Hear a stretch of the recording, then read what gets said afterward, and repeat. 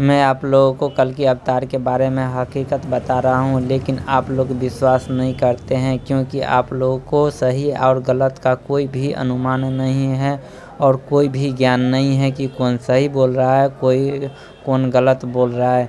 यदि कल की अवतार आ कर के भी बोले कि हम कल की अवतार है तो आप लोग विश्वास करने के लिए तैयार नहीं हो पाओगे, क्योंकि आप लोगों के पास में हकीकत और सत्य को पहचानने का कोई ज्ञान ही नहीं है। आप लोग भी इसको प्राप्त कर सकते हैं। अपने मन के उस पार ले जाइए और तब देखिए कि क्या हकीकत है और क्या सही है।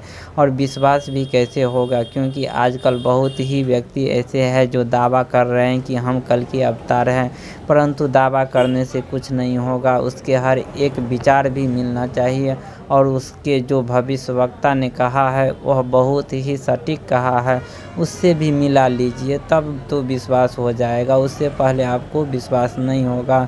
यदि उससे भी मिल जाएगा तो पर भी बहुत ऐसे व्यक्ति होगा जिसको विश्वास नहीं होगा, परंतु जब वह चमत्कार दिखाएगा तब सबको विश्वास होगा। लेकिन अभी समय नहीं आया है जो कल की अवतार अपना चमत्कार दिखा सके।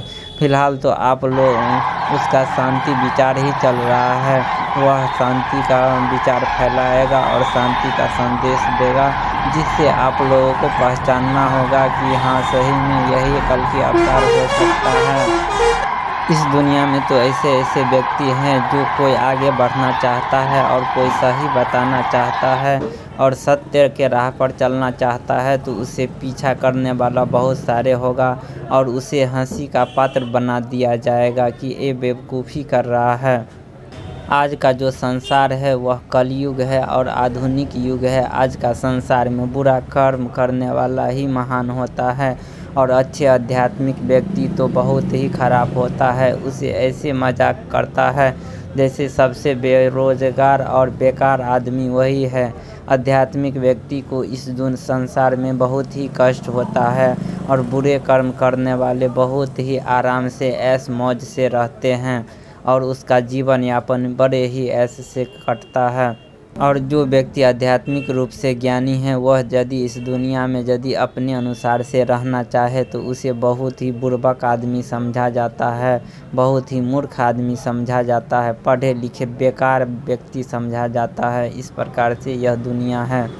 इस संसार में तो लोग अपने बारे में कम सोचते हैं और दूसरे के बारे में ज़्यादा सोचने में टाइम बिताते हैं, जबकि उतना समय अपने बारे में सोचने और आगे बढ़ने में समय बिता दे तो वह बहुत आगे बढ़ सकता है और अपनी सोच को बहुत आगे ले जा सकता है।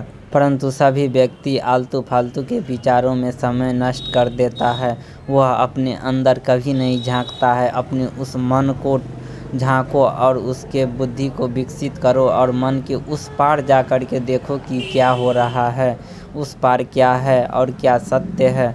तो लोग वास्तविकता को समझ जाएगा और एक व्यक्ति दूसरे व्यक्ति को कभी नुकसान नहीं पहुंचाएगा और दूसरे व्यक्ति के आत्मा को कभी तकलीफ़ नहीं देगा, दूसरे की खुशियाँ के लिए हमेशा तैयार रहेगा। परंतु यह आधुनिक युग है, ऐसा करने वाला तो बहुत ही कम व्यक्ति यहाँ पर मौजूद है, यानी कहिए न कि ना के बराबर है। लोग अपने सुख के लिए दूसरों को इतना ज़्यादा दुखी कर देता है कि वह जीवन भर कल्पता रहता है, उसके जीवन नर्क के समान बना दिया जाता है। यही कलयुग है। और सतयुग में तो ऐसा होगा कि एक व्यक्ति दूसरे व्यक्ति को सहयोग करेगा जिससे उसकी तकलीफ़ें शांत हो जाए, परंतु आजकल के युग में ऐसे कार्य करता है व्यक्ति कि दूसरे का जीवन तो नर्क के समान बन जाता है। इतना दूसरे के जीवन के बारे में ठग करके किसी और तरीक़ा से जितना भी तरीक़ा आजमाना पड़े, लेकिन उसे बहुत ही परेशान करता है जो एक शरीफ व्यक्ति है और आध्यात्मिक व्यक्ति है। इसीलिए यह युग का अंत होना निश्चित है।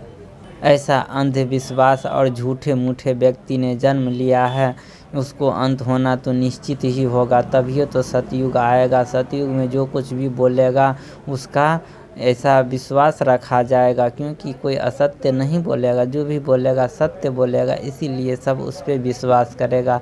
लेकिन आजकल कोई सत्य भी बोल दे तो विश्वास करने वाला कोई नहीं रहेगा, सब कहेगा कि ये व्यक्ति झूठ बोल रहा है। यही आधुनिक दुनिया या कलयुग का अंत का संकेत है। अब आगे का वीडियो में मैं आगे का ज्ञान देना चाहता हूँ। धन्यवाद।